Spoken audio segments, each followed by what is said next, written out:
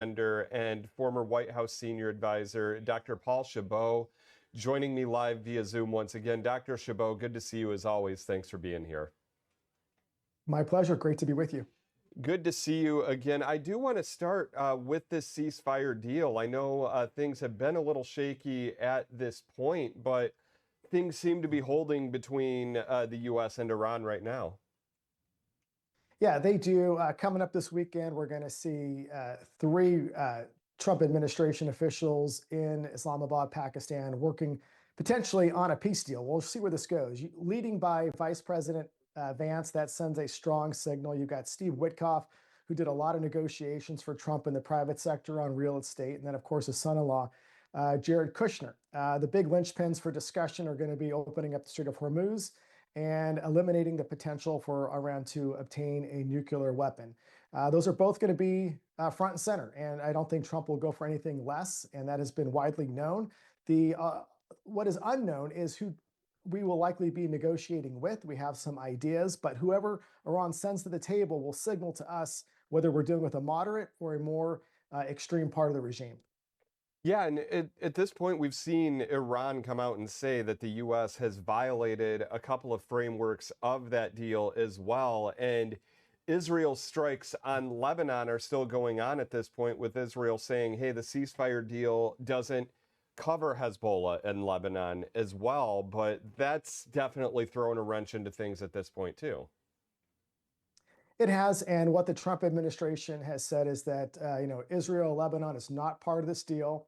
We've got four main proxies that sort of surround Israel, the Middle East, which are very active and still targeting not only United States interests, but Israel as well. Iran earlier today fired on Kuwait. And when you think about the Strait of Hormuz, there are some ships that are going through. I think we are now up to about 8 in less than a day. However, that is down significantly from what is traditionally about 150 ships going through the Strait of Hormuz.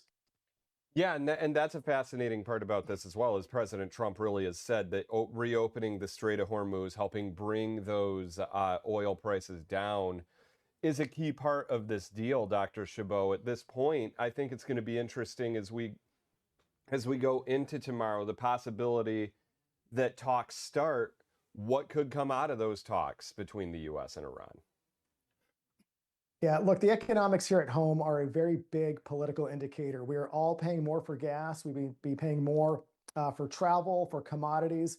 And so the Trump administration understands this. We're coming up against midterms. Trump himself put a certain number of days that this would take. And so he sees himself as the deal maker, and the players that he has sent in or sending in to Pakistan this weekend have to deliver for the Trump administration, albeit historically, we know we are dealing with a part of the world where deals fall through and volatility is really just has been a part of society in that area for quite some time. This will be a much difficult undertaking. So as we go through the next few days and weeks with this ceasefire deal being in place right now, what are the key things that you're watching at this point?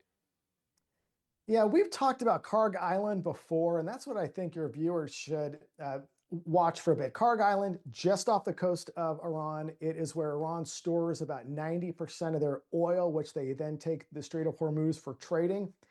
The day just before we agreed to the ceasefire, we destroyed many military targets there. We know we're sending in Marine units in the area. So there could be a potential, if this deal falls through, to take Karg Island, which is a major economic engine for Iran, to make them feel more economic pain. Also, watch China. China has been quietly supporting the ceasefire. About 10 to 15% of their oil comes from the Middle East through the Strait of Hormuz. So not just the United States, but we're starting to see China and others apply some pressure to Iran, and I think that will be helpful. I know we're rewinding the clock a little bit here as we talk about this, Dr. Chabot, but it was just a couple of days ago that we were all watching the clock really with bated breath. That 8 o'clock deadline that President Trump had set on Tuesday night. Were you surprised that this ceasefire deal really came in at the 11th hour for that? Not surprised, because Trump is always looking for a deal and he's always playing hardball. And look, it is very difficult for you as reporters or us as retired military personnel to really understand the direction which Trump often takes based on his tweets and comments. But behind the scenes, there is the State Department, the Department of War, and the CIA, which has been front and center creating various COAs, courses of action, which they will present to the president. And he has many options on the table. I think we all did breathe a sigh of relief, but there's a long way to go because this is not a peace deal. It is simply a ceasefire, which is very, very fragile. Absolutely, and we've seen even in cases of Israel, the Israel and Hamas war, we saw ceasefire deals that fell through in the past with that as well. So we know that could be the case here as well. Yeah, and I think, we've got to watch Israel right now because they have signaled to Lebanon that they would like to have talks as well. Right now, Lebanon through Hezbollah and Israel are firing back upon one another today. But Israel in the last few hours has come out to say that they would like to have talks. So we may see two separate, very critical talks going forward in the Middle East. On a positive note, we'd love to see this happen, but historically, we know the Middle East is a very difficult place to see peace sustained for any considerable amount of time. Do you think the fears that some Americans have at this point that we're getting into another situation like we did with Iraq, do you think those fears are founded at this point, or is it a little too early to say?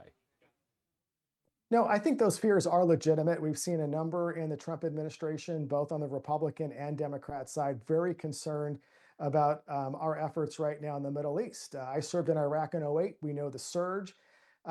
But I do feel that this administration and the Department of War are not looking at putting boots on the ground into the country of Iran.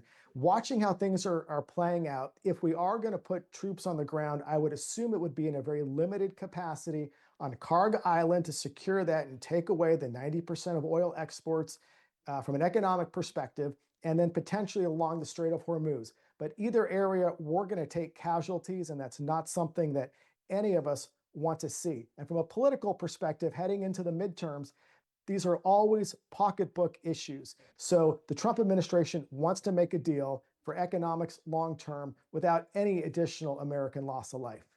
Yeah, and the midterms certainly are an aspect that they are watching at this point, and we're going to keep watching this situation along with you. Dr. Paul Chabot, good to see you as always. Thank you so much for being here. My pleasure. Thank you. 4:12 right now on your Thursday.